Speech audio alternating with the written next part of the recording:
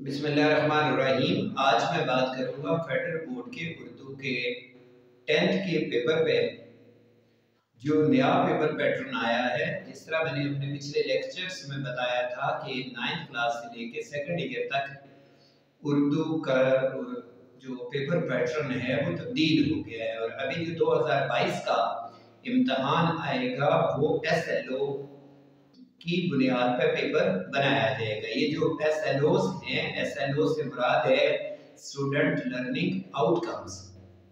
यानी मुराद इससे ये है कि जो इससे पहला जो पैटर्न था, पुराना पैटर्न था, उस पर यह एतराज़ किया जाता था कि उसमें रट्टा सिस्टम ज़्यादा है और स्टूडेंट को हर चीज़ रटनी पड़ती है।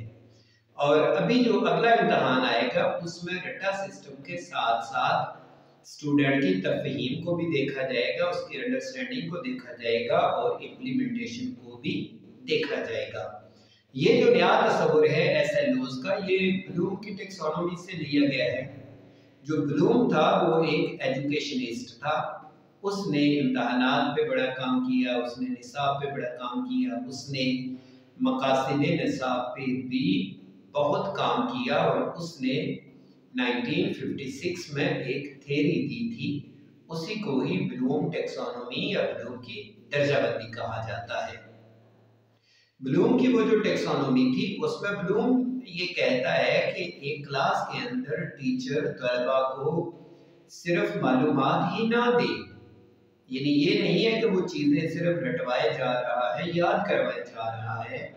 चीज़ों को याद करवाने के साथ साथ स्टूडेंट में अंडरस्टैंडिंग भी होनी चाहिए, यानी स्टूडेंट उन सारी बातों को समझ भी रहा हो और उसके बाद जब वो अपनी तालीम मुकम्मल कर लेता है तो फिर अमली ज़िंदगी में उनको अप्लाई भी कर सके, यानी उसमें एप्लीकेशन या इम्प्लीमेंटेशन भी होनी चाहिए। तो ये ब्लूम की टेक्सोनोमी थी।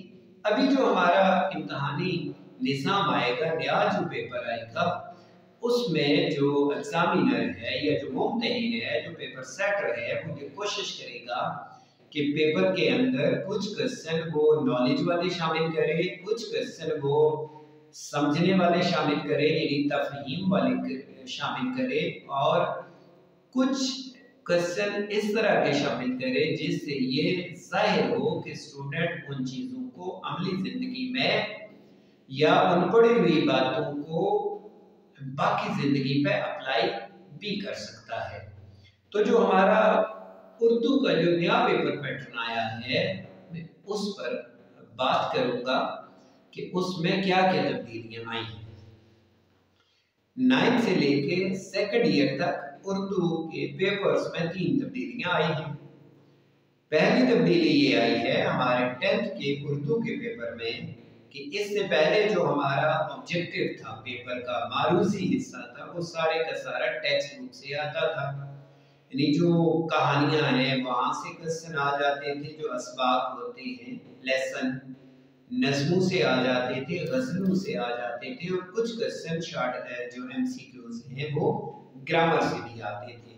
लेकिन जो अभी जो नया पेपर पैटर्न आया है उसके मुताबिक ये जो 10th क्लास का 15 नंबर का ऑब्जेक्टिव है, मारूजी है, ये सारे का सारा ग्रामर से होगा।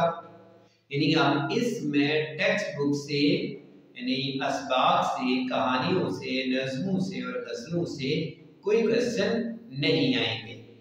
अब हम देख लेते हैं कि हमारी इस ग्रामर में शामिल क्या क्या है और कौन से ऐसे उन्वानात हैं जो इन 15 नंबरों के लिए इम्तहान में शामिल किए जाएंगे। यानी जो 15 नंबर का ऑब्जेक्टिव होगा उसमें ग्रामर से क्या क्या चीज़ें ली जाएंगी। मैं सिर्फ वो डिटेल आप तक शेयर करूंगा, इसके बाद इंशाल्लाह ग्रामर की इन इस्तिलाहात पर मैं अलग से एक लेक्चर भी बनाऊंगा। अब जो आपने ये याद रखना है, सबसे पहले तो आपने ये करना है, तलबा ने भी और असातिज़ा ने भी, कि जो हमारी उर्दू की 10th की टेक्स्ट बुक है, जो PTB की है, पंजाब टेक्स्ट बोर्ड की जो टेक्स्ट बुक है, तो उस टेक्स्ट बुक की जो मशकें होती हैं, यानी कहानियों की मशकें हों, नज़मों की मशकें हों या गज़लों की मशकें हों, वहां पर ग्रामर के कुछ सवाल दिए जाते हैं। एक तो असातिज़ा ने और तलबा ने ये करना है कि वो जो मशकों में ग्रामर का हिस्सा शामिल है उसको ज़रूर पढ़ लेना है। यानी आपके जो MCQs हैं वो ज़्यादातर उस ग्रामर से बनाए जाएंगे जो हमारी उर्दू की 10th क्लास की जो टेक्स्ट बुक है, जिसका नाम आईने जो उर्दू की जो किताब है 10th की पंजाब टेक्स्ट बोर्ड की, उसकी मशकों में जो क्वेश्चन आए हैं वो तलबा ने हर सूरत में अज़बर करने हैं। नंबर 1। नंबर 2, आपने ये देखना है कि जो हमारी उर्दू की कहानियां हैं, मसलन 10th क्लास में पहले हमद है तो आपको एक तो आप हमद के अशार पढ़ेंगे, दूसरा आपको ये मालूम होना चाहिए कि हमद होती क्या है, हमद की आपको तारीफ आती हो। दूसरे नंबर पे वहां पे नात है। अब एक तो आपने नात के अशार याद करने हैं, उनका तो सवाल अलग से होगा, लेकिन आपको नात की तारीफ भी आती हो। उसके बाद जो आपके असबाक हैं 10th क्लास की, मिर्जा मोहम्मद सईद है, नजरिया पाकिस्तान है, परिस्तान की शहजादी है, उर्दू अदब में ईद उल फितर है, मुझे मेरे दोस्तों से बचाओ, या चुगलखोर, या नाम दे माली। अब ये जितनी कहानियां हैं इनका ताल्लुक उर्दू की किसी न किसी सिर्फ से होगा। कोई इसमें मज़मून होगा, कोई इसमें इंशाइया होगा, कोई इसमें अफसाना होगा, कोई इसमें खाका होगा, कोई इसमें ड्रामा होगा, कोई इसमें नावल हो सकता है, कोई इसमें दास्तान हो सकती है, कोई इसमें तमसील या एलिगरी हो सकती है, इसी तरह मकतूब निगारी भी होती है। एक तो आपने ये कहानियां पढ़ लेनी है, वो तो आपको पढ़नी पड़नी है, रीडिंग करनी होती है बुक की, लेकिन उसके साथ साथ साथसा की ये जिम्मेदारी है और तलबा की भी ये जिम्मेदारी है कि वो ये भी देखें कि ये कहानियां उर्दू की किस सिन से इनका ताल्लुक है। उन असनाब पे भी आपके पेपर में आपके MCQs में क्वेश्चन पूछा जाएगा। इसी तरह जो आपकी बाकी नस्में हैं, बहादुर बच्चे है, मैदान करबला में गर्मी की शिद्दत है, अब ये मरसिया है, फातिमा बिन अब्दुल्ला है, किसान है, यानी जिस तरह हमारी कहानियां हैं उनका ताल्लुक किसी न किसी नसरी सिर्फ से होता है, इसी तरह जो हमारी नज़्में हैं उनका ताल्लुक भी उर्दू की किसी शेरी सिर्फ के साथ होता है, या वो बालियाज मौजू होंगी या बालियाज हैयत होंगी। तो असातिज़ा जब ये नज़्में पढ़ाएं और ये कहानियां पढ़ाएं तो वो तलबा को ज़रूर बताएं कि ये जो कहानी है या नज़्म है, इसका ताल्लुक किस सिर्फ के साथ है। तो ये भी हिस्सा आपके MCQs में पूछा जाएगा। अब इसके अलावा हम देख लेते हैं कि और हमारे यहाँ ग्रामर या क़वाइद इंशा में क्या क्या शामिल है। उसमें जुमला इस्मिया और जुमला फ़ेलिया आपको तैयार करना है, उसकी तारीफ आपको आती हो, जुमले की बनावट आपको आती हो कि मुब्तदा क्या है और खबर क्या है, जुमला इस्मिया की तारीफ और जुमला फ़ेलिया की तारीफ। इसी तरह जो ज़ू मानी अल्फाज होते हैं, कुछ ऐसे अल्फाज होते हैं जिनके दो मानी होते हैं, जिस तरह इंग्लिश में पेयर ऑफ वर्ड्स होते हैं, इसी तरह उर्दू में ज़ू मानी अल्फाज होते हैं। कुछ अल्फाज होते हैं जो देखने में बिल्कुल एक जैसे होते हैं, मसलन सैर का लफ्ज़ है तो सैर करना भी होता है, विजिट, और सैर होके खाना खाना। अब ये सैर का लफ्ज़ है तो ये ज़ू मानी है। बात कुछ अल्फाज ऐसे होते हैं जिसमें जुज़वी सा ज़ेर ज़बर का फ़र्क होता है, यानी वो लिखने में और बोलने में बिल्कुल एक तरह से मालूम होते हैं लेकिन उनके मानी अलग से होते हैं। तो आपके यहाँ 10th की बुक में ये ज़ू मानी अल्फाज का सवाल भी पेपर में आ सकता है। फिर आगे बढ़े तो जो अदबी इस्तिलाहात है वो तकरीबन हमारे यहाँ 9th से लेकर 2nd ईयर तक शामिल है। लाइक काफिया, रदीफ, मतला, मत्ता, हुस्न मतला, मतला सानी, इन पर सवाल आपके यहाँ ऑब्जेक्टिव में जरूर पूछा जाएगा। ये क्योंकि अदबी इस्तिलाहात है, शायरी की इस्तिलाहात है, तो जहाँ पर आपने शायरी पढ़नी है तो इन इस्तिलाहात को भी आपने समझ लेना है। फिर आगे बढ़े तो जो मुख्तलिफ अंदाज़े बयां होते हैं, लाइक अदबी, सहाफ़ती, दफ्तरी, कानूनी, ये जो हमारी कहानियाँ होती हैं ना, इनमें मुसन्निफ का अपना एक ख़ास अंदाज होता है लिखने का। लाजमी तौर पे आपकी किसी कहानी की मश्क में इस तरह का ग्रामर का सवाल भी मौजूद होगा। तो आपने ये भी समझ लेना है कि कौन सी तहरीर अदबी होती है, कौन सी तहरीर सहाफ़ती होती है, दफ्तरी तहरीरें किस तरह की होती हैं और कानूनी किस तरह की हैं। फिर मज़ीद आगे बढ़े तो इल्म बयान भी आपके सिलेबस में शामिल है। इल्म बयान में तशबीह, इस्तारा, मजाज मुरसल और कनाया, ये चारों जो इल्म बयान की इस्तिलाहात हैं ये भी आपके सिलेबस में शामिल है। आपको इनको भी समझ लेना है। तशबीह के अरकान पे भी सवाल आ सकता है, इस्तारा के अरकान पे सवाल आ सकता है।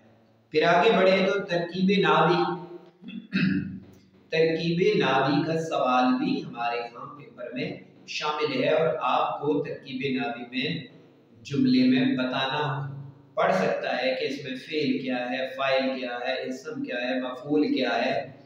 फिर आया ये जुमला इस्मिया है, जुमला फेलिया है, खबरिया है, इंशाइया है, यानी जो जुमलों की जो अक़साम होती हैं वो भी आपने समझ लेनी है। और ये चीज़ें आपकी जो 10th की ग्रामर है, जो 10th की पंजाब बोर्ड की कवायद व इंशा है, उस पर ये बहुत अच्छे तरीके से तरकीब नावी लिखी भी हुई है, मुब्तदा और खबर। इसी तरह फिर आगे बढ़े तो जो पहले मैंने आपको बताया कि आपको असनाफ शेर, जो शेरी असनाफ हैं, बालिहाज मौसू और बालिहाज हैयत। मौसू के लिहाज से हमद है, नात है, मरसिया है, मसनवी है, कसीदा है, जो भी आपके सिलेबस में शामिल है वो असनाफ आपको तैयार कर लेनी है। और हैयत के लिहाज से मसल्लस है, मुरब्बा है, मुहम्मस है, ज़रा जो वो बंद शेप की नस्में होती हैं। अगर किसी नस्म में 5 मिसरों का बंद है तो वो मुहम्मस है, 6 मिसरों का बंद है तो वो मुसद्दस है, 8 मिसरों का बंद है तो वो मुसम्मन है। अगर उसमें एक शेर रिपीट होता है बार बार तो उसको तरसीब बंद कहते हैं। अगर उसमें शेर रिपीट नहीं होता, दोहराया नहीं जाता, तो उसको तरकीब बंद कहते हैं। तो ये मालूमात भी आपके पास होनी चाहिए और इसी तरह असनाफ नसर भी शामिल है। तो ये जो ग्रामर की जो इस्तिलाहात हैं जो मैंने आपको मुख्तसर सी बता दी है, जो आपके 75 नंबर का जो उर्दू का पेपर है, इसमें जो ग्रामर के नंबर हैं वो 21 हैं। यानी 15 नंबर आपके एमसीक्यूज के में ग्रामर है और 6 नंबर के आपके शॉर्ट क्वेश्चन ग्रामर से आएंगे। तो कुल मिला के आपकी 21 नंबर की ग्रामर बन जाती है। अगर आप ये इस्तिलाहात, ये कुल मिला के भी 20-25 इस्तिलाहात बनती हैं।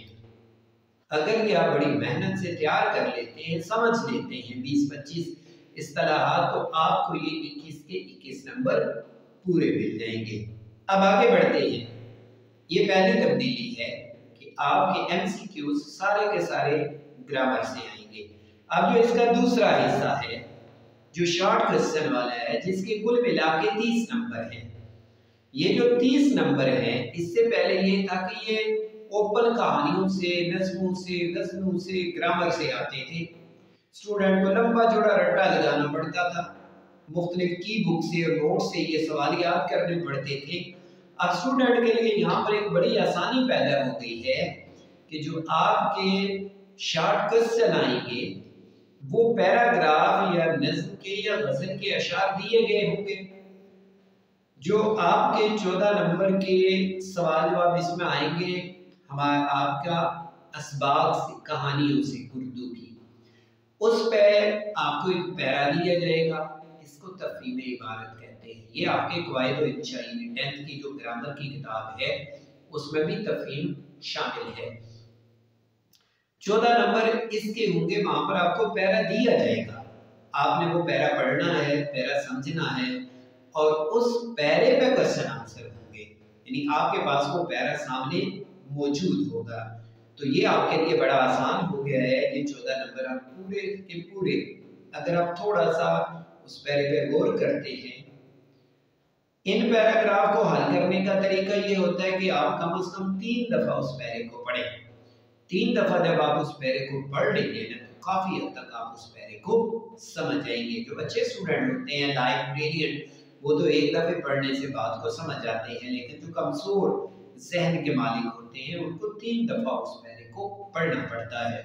उसी पैरे में आपसे 7 शॉर्ट क्वेश्चन पूछे जाएंगे 2-2 नंबर के और 7 ओवर 14। यानी वो जो 14 नंबर है वो आप आसानी से ले सकते हैं। फिर इसी तरह आपका जो हिस्सा नज़्म या गजल है उसके आपके पेपर में जो 4 या 5 शेर आएंगे उसके नीचे आपके 5 सवाल होंगे, उन्हीं शेरों में से सवाल लिए जाएंगे। यानी अब आपको ज़बानी सवाल नहीं पूछे जाएंगे नज़्मों पे या गज़लों पे, बल्कि नज़्म और गज़लों के वो जो अशार हैं वो भी वहाँ पर मौजूद होंगे। आपने अशार को पढ़ना है, समझना है, गौर करना है, उसके बाद आपने उस पर दिए गए सवालों के जवाब लिख देने हैं। और यहाँ पे आपका 6 नंबर का शॉर्ट क्वेश्चन ग्रामर से भी होंगे। तो ये कुल मिला के आपका जो 30 नंबर का शॉर्ट क्वेश्चन वाला हिस्सा है, यहाँ पे जो चेंज आया है आपके पेपर में वो ये आया है कि अब आपको ज़बानी कलामी सवाल जवाब नहीं दिए जाएंगे ओपन, बल्कि वो पैरा या वो अशार वहाँ पर मौजूद होंगे, तो वहीं से देख के आपने सवालों के जवाब लिख लेने हैं।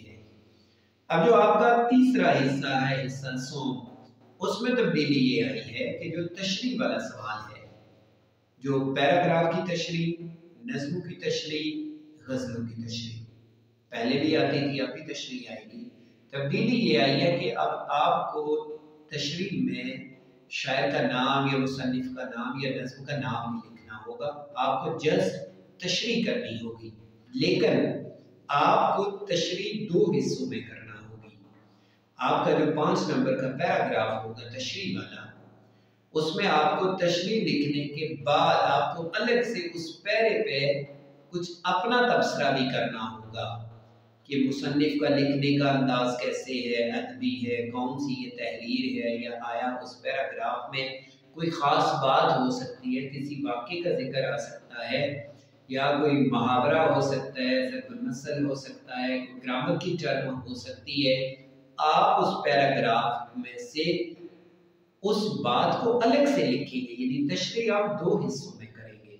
एक आपकी तशरीह होगी, लंबी चौड़ी आपने जो तशरीह लिखनी है, उसके बाद आपको 2-3 लाइनें अलग से उस पैराग्राफ में लिखनी होगी, यानी आपने अपना उस पर कमेंट या अपना तबसरा करना होगा। यही सलूक आपने नज़्म के शेरों के साथ करना है। अशार लिखने के बाद आपने उन अशार पे कुछ अपने कमेंट भी दे देने हैं, अपनी बात भी कर लेनी है। आप उस शेर पे कोई तबसरा दे सकते हैं, शायर के अंदाज पे बात कर सकते हैं, या बस एक शेर में 2 बातें हो सकती है, वो हकीकी मानों में भी हो सकता है, वो मजाजी मानों में भी। तो आप हकीकी मानों की तशरीह अलग करेंगे, मजाजी मानों की तशरीह अलग करेंगे। हो सकता है उस शेर में कोई सनद इस्तेमाल हो, उस शेर में तशरीह हो, कनाया हो, इस्तारा हो, तो आप उसको मेंशन करेंगे। शायर और मुसन्निफ या नज़्म का नाम लिखने के बजाय आपको ये प्रैक्टिस करना होगी। तो इसका तरीक़ेकार ये है कि जो भी असातिज़ा 10th को पढ़ाते हैं तो वो स्टूडेंट को क्लासरूम में इस तरह की मशक करवाएं। मतलब स्टूडेंट को क्लासरूम में एक पैरा दे दें, स्टूडेंट उस पैरे को रीड करे, आप इतनी देर में उस पर 5 सवाल बना दो। 5-10 मिनट में स्टूडेंट जब वो पैरा पढ़ लेता है, आप उसके बाद उसको 5 सवाल लिखवा दो। स्टूडेंट वहीं बैठे बैठे उस पैरे में से उसके जवाब लिखे। जब आप हफ्ता 10 दिन 15 दिन ये प्रैक्टिस करवाएंगे तो स्टूडेंट इस सवाल को बखूबी समझ लेंगे। और यही सलूक जो असातिज़ा है वो नज़्मों और गज़लों के शेर पढ़ाते हुए भी स्टूडेंट के साथ करें कि एक शेर है, स्टूडेंट को उसकी तशरीह बता दें। शेर स्टूडेंट के सामने है, तशरीह बताने के बाद फिर आप उस शेर पे 2 या 3 सवाल स्टूडेंट को दे दें और स्टूडेंट को ये भी कहें कि वो इस शेर पर अपने ख्यालात का इजहार करे, कोई ख़ास बात उस शेर की अलग से भी लिखी। यानी आपको अच्छे नंबर लेने के लिए यहाँ पर बात है जो SLOs की है। SLO भी यही है कि पहले ये होता था कि स्टूडेंट शेर की तशरीह रट लेते थे, अभी भी रट्टा मौजूद है, यानी स्टूडेंट को तशरीह लिखनी है वो रटी रटाई लिखेगा। 9th-10th में बहुत सारे स्टूडेंट रट्टा लगाते हैं, याद करते हैं, और उसके बाद समझना भी है, यानी शेर की समझ भी हो, तफहीम भी हो, अंडरस्टैंडिंग भी यहाँ पर मौजूद हो, ताकि स्टूडेंट उस शेर को की तशरीह लिखने के बाद उस शेर के बारे में अपनी राय का इजहार भी करे। जब एक टीचर 15-20 दिन महीना इस तरह की प्रैक्टिस करवाएगा तो फिर स्टूडेंट को अंदाजा हो जाएगा, और वो मखसूस से चंद जुमले होते हैं जो तबसरे में लिखे जाते हैं, स्टूडेंट को अंदाजा हो जाएगा कि मैंने एक शेर पे अपना तबसरा किस तरह करना है। तो ये पेपर में तीसरी तब्दीली आई है। एक दफा मैं फिर रिवाइज कर देता हूँ।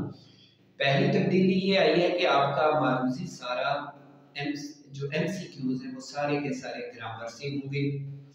दूसरी तब्दीली ये आई है कि आपको जो सवाल जवाब आपसे पूछे जाएंगे, जो शॉर्ट क्वेश्चन वाला पोर्शन है, उसमें कहानी का वो पैराग्राफ वहां दिया जाएगा, शेर लिखे होंगे, उनमें से आपको सवालों के जवाब ढूंढने हैं। फिर तीसरी तब्दीली जो आई है वो तशरीह वाले हिस्से में आई है, जो पैराग्राफ और अशार की तशरीह करनी है, उस पर स्टूडेंट को तशरीह में यानी 5 नंबर का अगर सवाल है तशरीह का तो 3 नंबर तशरीह के होंगे, तो 2 नंबर के लिए स्टूडेंट को उस पर अपने कुछ कमेंट देने होंगे, अपनी आरा देनी होगी, या उस पैराग्राफ में से कोई खास बातें अलग से भी लिखनी होगी। ये SLO है। SLO को इतनी कोई मुश्किल चीज नहीं है, घबराना नहीं आपने SLO का नाम सुन के। SLO बड़ी आम सी चीज है, सिर्फ स्टूडेंट ने उस पर रट्टा ही नहीं लगाना, 1-2 नंबर उसकी तफहीम के भी उसमें शामिल होंगे। ये तीसरी तब्दीली है। उसके बाद जो आपका बाकी हिस्सा होगा पेपर का, उसमें दरखास्त या कहानी जो भी आपकी सिलेबस में शामिल है, 5 नंबर की दरखास्त या कहानी होगी, वो पहले भी थी, उसी तरह लिखनी है, उसमें कोई तब्दीली नहीं। हाँ, अलबत्ता जो आपका मजमून आएगा आखिर पे वो भी आसान हो गया है। उसमें तब्दीली ये आई है कि अब आपको मजमून की आउटलाइंस दी जाएगी, यानी जो 10 नंबर का मजमून है पेपर में उसकी आउटलाइंस दी गई होंगी, यानी आम लफ्ज़ में आप ये समझ लें कि वहां पे पॉइंट लिखे होंगे। फर्ज किया वक्त की पाबंदी मजमून पेपर में आता है तो उसके 5 पॉइंट वहां बने होंगे। तलबा के फराइज मजमून पेपर में आता है तो वहां पर उसके 5 पॉइंट बने होंगे। अच्छा, कायदे आज़म में मजमून आता है तो वहां पर 5 पॉइंट दिए गए होंगे। साइंस के करिश्मे आता है तो 5 पॉइंट वहां पर दिए गए होंगे। उन्हीं हेडिंग्स को सामने रखते हुए स्टूडेंट ने मजमून लिख देना है, तो ये भी स्टूडेंट के लिए आसान काम हो गया है। तो इस लिहाज से ये जो आपके जहनों में ये चीज़ है कि SLO बेस्ड जो पेपर आ रहे हैं, पता नहीं ये क्या बला है, क्या मुश्किल है, आपका पेपर पैटर्न बहुत ही आसान हो गया है।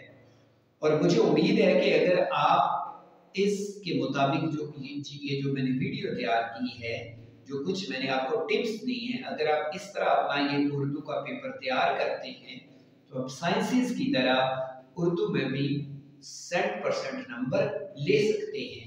और उर्दू में ये तब्दीली आई भी इसीलिए है कि साइंसेस में लड़के 100 में से 100 नंबर ले जाते हैं, लेकिन उर्दू में उनको मार पड़ जाती थी नंबरों में। लिहाजा पेपर पैटर्न इस तरह का हो गया है कि जो अच्छा स्टूडेंट है, कंपटीशन में जाने वाला है, जिसने कल मेडिकल में जाना है, इंजीनियरिंग में जाना है, या कहीं और किसी मुकाबले के इम्तिहान में उसको जाना पड़े, तो उर्दू में भी वो उसी तरह 100% नंबर ले सकेगा। यानी नंबरों की तकसीम उर्दू में इस तरह कर दी गई है कि स्टूडेंट जो अच्छा स्टूडेंट है वो अच्छे नंबर ले सकता है। तो ये मैंने मुख्तसर सी बात यहाँ पर की है।